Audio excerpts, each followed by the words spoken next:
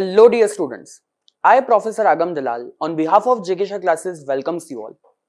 Now all videos are drafted for CA Inter Direct Text subject which will be applicable for November 21 attempt.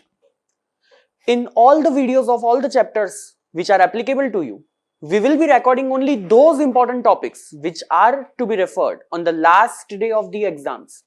Point to be noted, we are not going to do each and every topic. We are going to do each and every important topics. But let me make you very much assured, from all these videos, maximum coverage of the entire syllabus will be done in a very shorter span of time.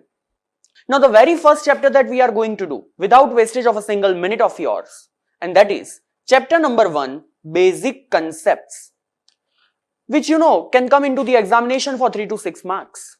Now here there are so many theories. I will not be covering all the theories. What I will be covering is the important aspect.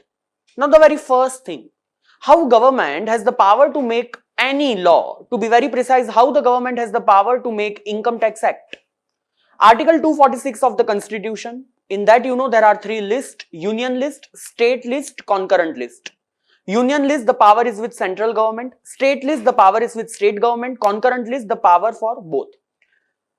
In the union list, there is one entry number 83, and that entry gives the power to collect the tax on income other than agricultural income to the central government, and that's why under section 10 clause 1 of the Income Tax Act 1961, agricultural income is exempted. Means if in the MCQ or in one liner any question is coming that from where Income Tax Act has came from, the answer should be article 246, union list, entry number 83. Now, what are the steps that we regularly follow in each and every year to calculate the income tax for any assessee? First of all, computation of the total income. In that computation of total income, the first step that we will be doing is determination of residential status, whether a person is resident or non-resident. That is the second video of mine. After determining the residential status, what we will be doing is we will be classifying our income in 5 different heads. There are 5 heads of income. Number 1, income from salaries. Number 2, income from house property. Number 3, which we call as PGBP, that is profit and gain from business or profession. Then capital gain. Number 5, income from other sources. After that, sometimes we apply clubbing, that is section 60 to section 64. Wherein you know income is of any other person, but it will be clubbed in your hands and you will be taxable for that. Now when all these cases will be there, it will be discussed in a separate video. After that, sometimes it may be possible that let's say there is a loss in one particular head and there is an income in a different head. We have to sometimes nullify both the effect and we have to set off the loss to the other head. And if the loss is in excess of the income, we have to carry forward the loss to the subsequent year. That is called as what? Set off, carry forward. After doing all this adjustment, what a single figure we will be reaching out is gross total income, that is GTI. But that is not the income on which we will be calculating the tax. From gross total income, we will deduct deductions under chapter 6A, section 80C to 80U. After deducting this deduction, what we get is our total income. Now, point to be noted is, as per section 4 of Income Tax Act 1961, that is charging section, income tax is payable by every person on his total income which he has earned in previous year relevant to assessment years. That means the income tax which we calculate as per section 4, whether it is to be calculated on gross total income, no, it is to be calculated on total income. On total income, we will be applying the basic tax which is at the applicable rates. Now remember, the rate of taxes which are a slab rate or a general rate, not a special rate, but general rate of taxes are mentioned under Finance Act. For you people, which Finance Act is applicable? For you people, Finance Act 2020 is applicable, which is regarding previous year 2021, assessment year 21-22, which I am discussing later on. So whatever you will get from this rate of taxes, that is called as basic tax. Now sometimes for a rich person, surcharge is to be added, and sometimes for a person who is having lower income, rebate is to be deducted. After adding or deducting surcharge or rebate, we have to compulsory add 4% health and education cess, and from that Finally, we will be deducting advance tax and TDS which government has already collected from us. The balance will be called as either tax payable or tax refundable. Now, this process we have to follow each and every year to calculate our income tax. Now, as per section 2 clause 31, what is called as person? Because I just said section 4 charging section is saying that income tax is payable by every person. So, we have to know who is called as person under Income Tax Act 1961. Section 2 clause 31. Number 1, individual, a human being. Number 2, HUF, Hindu undivided family, the main person called as Karta, co-partners. Two type of HUF is there, Dayabaga school of thoughts, Mitakshari school of thoughts. Dayabaga, which is applicable to West Bengal and Assam, Mitakshari applicable to the whole of India, that is the rest of India. Then firm is also a person, partnership firm, not a proprietary firm. If it is a proprietary firm, it will always be included in the word individual. If it is partnership firm, whether unlimited liability or LLP, both will be covered over here in the name of firm. Then company. Company may be domestic company, foreign company, whether registered in India or registered outside India. Then AOP, BOI, association of person and body of individual. Then local authority, municipal corporations and all. And last, every artificial judicial person, that is AJP.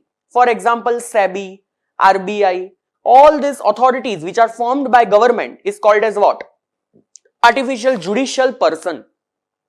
Point to be noted is they have not included state government and central government in the definition of person. Then previous year and assessment year. Now remember, section 2 clause 34 says previous year means the year which is defined in section 3 and the further definition is given under section 3. Means if you want to write the definition number, section number of the word previous year, you can either write section 2 clause 34 or section 3, both are valid. Now, in short, we will be calling this as PY.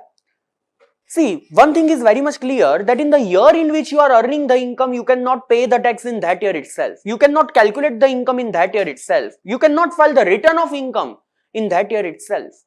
So, the very first year, you will be earning the income. And the very succeeding year, you will be calculating that income, calculating the tax, filing return of income.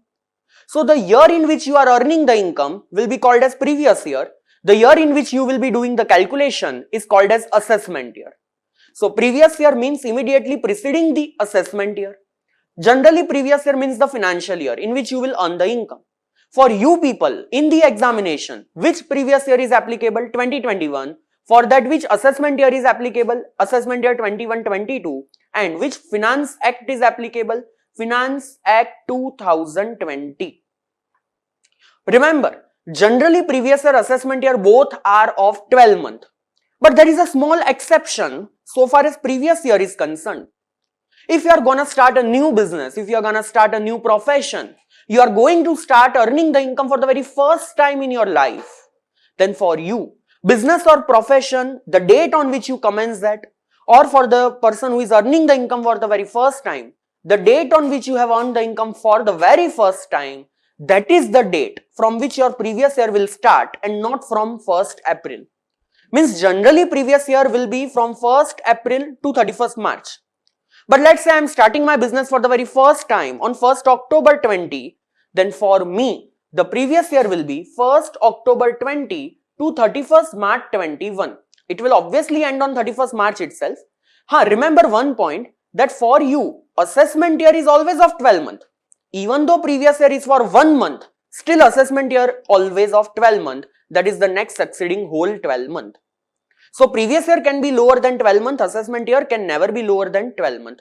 Assessment year defined under section 2 clause 9, it is the period of full 12 month from 1st April to 31st March. And as you know, it is the succeeding year of previous year. In this, the income is assessed, the tax is assessed and the return of income is filed. Now, coming directly to the rate of taxes which are applicable in your attempt means whatever income you will earn in previous year 2021, which you will calculate in assessment year 21-22, which rate of taxes are to be applied. Now, the very first thing which is applicable is for those persons who are either individual or HUF or AOP or BOI or AJP. The full form I have laid down above itself. If you are individual HUF, AOP, BOI, AJP, to you, fixed rate of tax is not applicable. There is not one single rate. There are slab rates which you have to apply. In this also I have prepared 3 columns. The first column is for a resident individual below age of 60 or any kind of HUF, AJP, AOP, BOI or any kind of non-resident individual. Point to be noted, if a resident individual is aged 60 or more, he will be not covered under the first column, he will be covered under either second or third column. However, if a non-resident is there, even though aged 100 years, he will be covered over here only. He will not be covered under any of this other column. Now for all this which I laid down just now, that is resident individual below 60 plus HUF, AOP, BOI, AJP plus non-resident individual, up to 2,50,000 there will be no tax. Means whatever is your total income, up to 2,50,000 of the income, we won't levy any kind of tax, and that's why this 2,50,000 limit is called as basic exemption limit, because while calculating the tax, up to that income the tax is exempted. Now once your income is going above 2,50,000, from 250 till 5 lakh, 5% rate is applied. From 5 lakh to 10 lakh, 20% is there, and above 10 lakh, 30% rate is applied. So if my total income is, let's say, 6 lakh rupees, up to 5 lakh, it will be, up to 2,50,000, the tax will be 0. 250 to 5 lakh, I have to apply 5%, that is 2,50,000, the difference, multiply by 5%, 12,500. Plus 5 lakh to 6 lakh, what is the difference? 1 lakh. On that 20%, that will be 20,000. My basic tax will be 32,500, on which I have to apply 4% as later on. So up to 250, 0, 250 to 5 lakh, 5%, 5 lakh to 10 lakh, 20%, above 10 lakh, 30%. But if you are a resident individual age 60 or more, then you will be called as a person senior citizen. For senior citizen, the basic exemption limit will be for rupees 3 lakh instead of 250. Means up to 3 lakh there will be no tax. 3 lakh to 5 lakh 5%, 5 lakh to 10 lakh 20%, above 10 lakh 30%. That is as usual only. Means the only change over here is what? Basic exemption limit instead of 250. For a resident senior citizen, it will be rupees 3 lakh. Now once you touch 60 at any time during the previous year, let's say your birthday is on 31st March 21. For a single day, you turned 60. Still you will get the higher basic exemption limit of rupees 3 lakh for the entire year. But this particular point of rupees 3 lakh is not applicable to HUF, AOP, BOI, AJP. It is not applicable to any non-resident individual. It is applicable only to resident individual aged 60 or more. But let's say your age is 80 or more, you will be called as very senior citizen. The basic exemption limit will be up to rupees 5 lakh, there will be no tax. But then directly 5 lakh to 10 lakh 20%, above 10 lakh 30%. Now I have given one example over here. Mr. Agam, let's say 24 years. If nothing is said in the exam, assume the person as resident and assume below 60. Though I have given the age over here, but you have to assume resident and below 60. Let's say my total income is rupees 30 lakh. Then how to calculate the tax? See, you can prepare, if the tax payable is there in your examination, you can prepare in a table format also, you can prepare in a chart format also, that is totally okay. Up to 2,50,000, 0. 250 to 5 lakh, I have to apply 5%, which will be 12,500. The difference multiply by 5%. Then 5 lakh to 10 lakh, the rate will be 20%. The difference is 5 lakh, multiply by 20%, that will be 1 lakh. Above 10 lakh, how much income is there? 20 lakh. 10 lakh to 30 lakh, that will be what? 20 lakh. On that I have to apply how much? 30%, that will be rupees 6 lakh. Do the total of all, the basic tax will be 7 lakh 12,500. On that compulsory you have to add 4% health and education cess. Remember, this 4% cess is not on the total income, it is on the basic tax. On basic tax, add 4% health and education cess, which will be 7 lakh 12,500 into 4%, 28,500. And sometimes you have to apply the round off. When you have to apply the round off, I will tell you later on. Here, no round off is applicable, and that's why tax payable is 7,41,000. So on the total income of 30 lakh, you are applying 7,41,000 rupees of tax by applying the slab rates. Now let's say some other person is there, Mr. A, 95 years, 7 lakh, nothing is said, so the person is resident. As you can see over here, he is a person who is resident, aged 80 or more. He will be called as very senior citizen. Up to 5 lakh rupees of income, there will be no tax. So here 7 lakh rupees is the total income. Up to 5 lakh, there will be no tax. 5 lakh to 7 lakh, you have to apply 20%. That will be 40,000. On that, apply 4% health and education cess. The total tax payable will be 41,600. Now, if the same person is non-resident, then see, if the same person is non-resident, the age is irrelevant. For a non-resident, always the limit will be what? 2,50,000. So up to 250, no tax. 250 to 5 lakh, 5%, which will be 12,500. 5 lakh to 7 lakh, 20%, which will be 40,000. Add that both. Total basic tax 50 to 500 plus 4% cess 54,600. As you can see over here, if a person with the same age, with the same income, if resident, tax will be 41,600. If non-resident, tax will be 54,600. Then there is a section over here, 115 BAC. In detail, I will teach you this section in the chapter called total income, not as of now. But many times, whenever this section will come into the picture, I will give you the reference of that so that you can correlate both the things. See, whatever slab rate we have studied up to now, it is still applicable for previous year 2021. But in the last budget, our finance minister has given one option to individual and HUF. The option is given only to two persons, individual and HUF, not to others. What our finance minister said, instead of following the earlier slab rate, you can go for the new slab rate, which are up to 250 no tax, 250 to 5 lakh 5%, 5 lakh to 750 10%, 750 to 10 lakh 15%, 10 lakh to 12 lakh 50,000 20%, 1250 to 15 lakh 25, above 15 lakh 30%. No need to worry about it. Just increase the slab by 2 lakh 50,000 and just increase the tax rate by 5%. Stop when you come to 15 lakh. So, sir, any person is whether mad that he will follow the old slab rate. Obviously, the person will follow the new slab rate. No, it is not like that. If you want to follow the new slab rate, while calculating the total income, many of the deductions, many of the exemptions, you cannot claim. You have to forgo. So, each year what we have to do now? First, we have to calculate the income as per the normal provision, apply the old slab rate.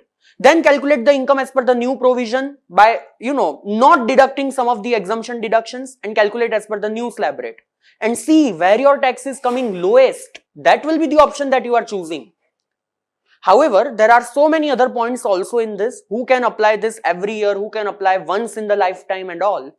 This all the provisions we will be learning in detail in total income chapter. This was just for your knowledge that there is an optional tax system also, which we called as optional tax regime. Section 115 BAC, which is applicable only to whom? Individual and HUF. Now that was basic tax about individual, HUF, AOP, BOI, AJP. Now if I am discussing about firm, LLP and local authority, there is no slab rate. Whatever is your total income, directly apply 30% and on that basic tax, add 4% health and education cess. That's it. There is no slab rate. So if your total income is 10 rupees, then also 30%, 10 crore, then also 30% fix.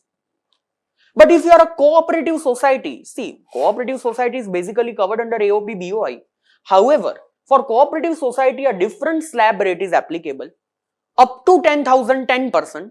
10,000 to 20,000, 20%, above 20,000 on the entire income, 30%.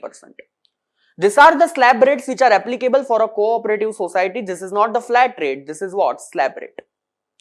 If you are a company, for a company, you have to see whether you are a domestic company or you are a foreign company. If you are a foreign company, but obviously we will be charging you the higher tax, and that's why 40% is the rate of tax for you. But if you are a domestic company, the tax rate which will be applicable to you will be 30%. However, we have to see what is the turnover of this domestic company in the last to last year.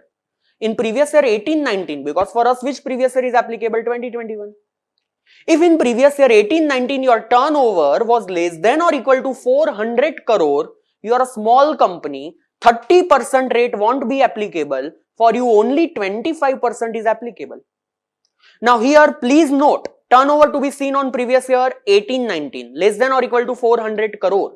If that year turnover is less than or equal to 400 crore, then in 2021 the tax rate of a domestic company will be 25%, otherwise 30%. This 25% rate of concession is not applicable to a foreign company, it is only applicable to a domestic company. Now this was all about basic tax which is applicable to each and every person. Now after calculating the basic tax, I just said in the structure, sometimes you have to add surcharge, sometimes you have to deduct rebate. Now rebate is given under section 87A, rebate which we can say as discount also. Now understand, rebate is applicable only if you are a resident individual. The concept of rebate is not applicable to any other person, any non-resident, any HUF, no. Rebate is only applicable if you are a resident individual. Plus, your total income does not exceed rupees 5 lakh. It is less than or equal to rupees 5 lakh.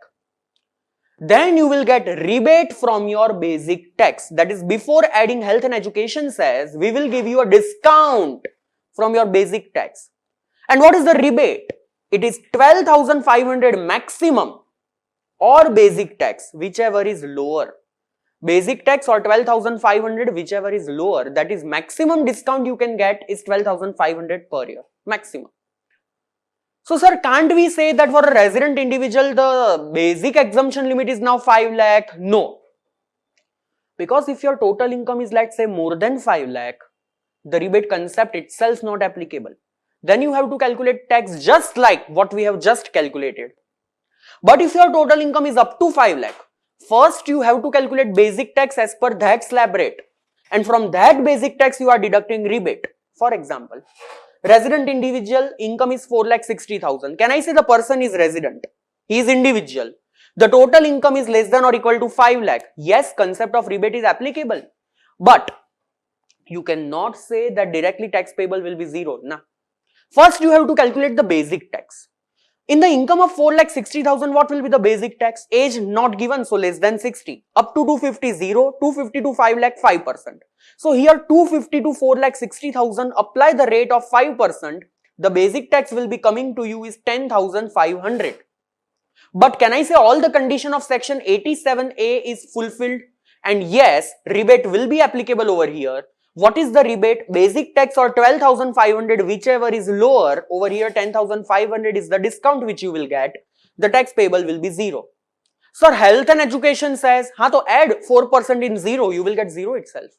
That means first you have to deduct rebate and then you have to add 4% health and education cess. But if the same person would have been non-resident, then we would have not deducted the rebate. What we would have done? 10,500 basic tax plus 4% health and education cess, that would have been our answer. Means for a non-resident, for a HUF, for a company, blah blah blah, rebate concept is not applicable. So government has given a huge discount to a resident individual who has income less than or equal to 5 lakh. Basically they want to encourage the people who will give them vote, the middle class people. And we can say that win-win situation, they are also winning the votes, we are also winning the tax amount. So basically the resident individual having the income up to 5 lakh will get the rebate. But because of this, can I say the treasury of government will not be fulfilled much? They will get the loss in the treasury, they will get the loss in the revenue. And that's why what they decided in the year 2014, then amendment year to year. We are giving the discount to some of the resident individual who is having lower income. Against that, we will be collecting more tax from the rich people, but then they can be any person, resident, non-resident individual, HUF, etc, etc. We will be collecting more tax from rich person, and they are called as what? Surcharge concept. This concept is called as surcharge. Surcharge is applicable also on the basic tax. So the rate of surcharge will not be applied on total income, it will be applied on what? Basic tax. And then whatever tax is coming, we will be adding 4% health and education cess to that. However, when surcharge is applicable, it depends on your total income. If you are individual HUF, AOP, BOI, AJP, individual can be resident, non-resident, senior citizen, very senior citizen, all are covered. If your total income is up to 50 lakh, mind well, there is no surcharge. If your total income is more than 50 lakh but up to rupees 1 crore, then 10% surcharge, means on your basic tax you have to apply 10%. If your total income is from 1 crore to 2 crore, then 15%. Point to be noted, exactly 1 crore, 10%. Exactly 2 crore, 15%. More than 2 crore, up to 5 crore, 25%. If your total income is more than 5 crore, determine your basic tax. On that, apply directly 37% surcharge. Now, what brackets I have written over here? That I have written that 25 and 37% wala surcharge is not applicable on dividend income, short-term capital gain under section 111A and long-term capital gain under section 112A. How this is implied, what this means, I will be teaching in capital gain chapter. So as of now, you can ignore this bracket. Refer capital gain chapter, ending tax rate point for this two scenario. Now, how the surcharge is actually applicable? Let's say my total income is now 63 lakh. So first of all, you are not supposed to think about rebate. First of all, you are not supposed to think about surcharge. Think about basic tax. How to calculate tax on 63 lakh? See, let me tell you a very short memory point. If a person is normal resident person below 60 years, up to 10 lakh, the tax will be 1,12,500. Because 250 to 5 lakh 5%, 5 lakh to 10 lakh 20%, 1,12,500. Then see how much is the income above 10 lakh. In this case, 53 lakh above 10 lakh. On that directly apply 30%. That will be 15 lakh 90,000. Do the total of all. The total basic tax 7 lakh 2,500. Now see here rebate is never applicable because the total income is more than 5 lakh. However, the total income is more than 50 lakh up to 1 crore. Surcharge will be applicable at the rate of 10%. So on 17 lakh 2,500, I will be adding 10% surcharge, that is 1,70,250. And on that whatever tax is coming, I will add on the whole of that tax 4% health and education cess. So the tax payable will be what? 19,47,660. This is after surcharge concept. Now if you are a firm LLP, that is limited liability partnership, or a local authority, then the surcharge rate will be, if your total income is more than 1 crore, the surcharge will be 12%. So in case of a firm, basic tax 30%, total income more than 1 crore up to any income, then surcharge rate 12%. After all that, 4% health and education cess. However, if you are a company, we have to see whether you are a domestic company or you are a foreign company. If you are a domestic company, what is the basic tax rate that is applicable? 30%. And if your previous year 18-19 turnover is less than or equal to 400 crore, then 25%. But what about the surcharge? If your total income is more than 1 crore but less than or equal to 10 crore, then surcharge 7%. If total income more than 10 crore, on the basic tax, the surcharge will be 12%. If you are a foreign company, we are already charging you 40% basic tax. We cannot apply the same rate of surcharge. Otherwise, you will not do any business only over here. And that's why for a foreign company, surcharge 1 crore to 10 crore total income, then only 2%. Above 10 crore, then 5%. Because their basic tax rate is very high. That's why the surcharge rate is comparatively low. Now, for you people, you can understand that inter-CA, individual will be on a higher side. Firm, company, they will be majoritarily asking you in the final CA syllabus. Now, I just said about rounding off. There are two sections, 288A, 288B, round off. 288A says you have to round off your total income. 288B says you have to round off your tax payable. The last digit of the answer should always be 0. For example, my total income is coming to 5,33,234. I cannot calculate the tax on this income. I have to calculate the tax on 5,33,230. I have round off that. But if my tax payable comes to 5 lakh, total income comes to 5,33,235, then now I will round off as 533,240. Means if the last digit is not 0, but it is below 5, then lower side round off. If it is 5 or more, upper side round off. And you have to make it compulsorily 0. To whom you will round off? Number 1, total income. Number 2, tax payable. Now, whenever surcharge is applicable, one more concept can get applied, and that is marginal relief. Now, the concept of marginal relief is applicable only if surcharge is applicable. If surcharge is not applicable, marginal relief also not applicable. Now, what is marginal relief? See, I have given one very simple example over here, and as you have studied each and everything, I'm not supposed to teach you each and everything, I'm just supposed to show you how it works. Let's say, my total income is exactly rupees 50 lakh. Can I say on the income of rupees 50 lakh, if I'm an individual, surcharge won't get applicable? Because it is applicable only if the total income is exceeding 50 lakh. Let's say my total income is exactly 50 lakh. Then what will be the tax payable? It is only the basic tax, 13,12,500 before health and education cess. Now let's say my total income is 51 lakh. Can I say it is more than 50 lakh? So now 10% surcharge will be applicable. That means my basic tax will be 13,42,500 on 51 lakh. On 13,42,500 I have to apply 10% surcharge. So before health and education cess, my tax will come to 14,76,750. As you can compare over here, my total income has increased just by rupees 1 lakh, but against that, my tax before health and education cess has increased by rupees 164,250. Why it happened? Because surcharge is applicable. Now here, there is an injustice. On increase of income of rupees 1 lakh, you have to pay tax which is more than earlier tax for 164,250. How much extra tax you are paying? 64,250. This is called as marginal relief. This marginal relief is to be deducted from your final tax payable. What is your final tax payable? 1476,750. From that I will deduct 64,250. The balance will be my tax. On that add 4% health and education cess. Now understand, marginal relief will not apply in each and every case of surcharge. It will only apply when your total income is very, very nearer to the threshold limit. Threshold means 50 lakh, 1 crore, 2 crore, 5 crore. If your total income is very near, let's say 51 lakh, 52 lakh, 53 lakh. For 1 crore, it may be up to 1 crore, 10 lakh. For 2 crore, it may be 2 crore, 15 lakh, like that. Then you have to check the concept of marginal relief. Otherwise, it is totally okay. So when I can say marginal relief is applicable? When, because of difference of income, there is a difference of tax, and the difference of tax is more than difference of income, the excess difference is called as marginal relief. I hope you understood.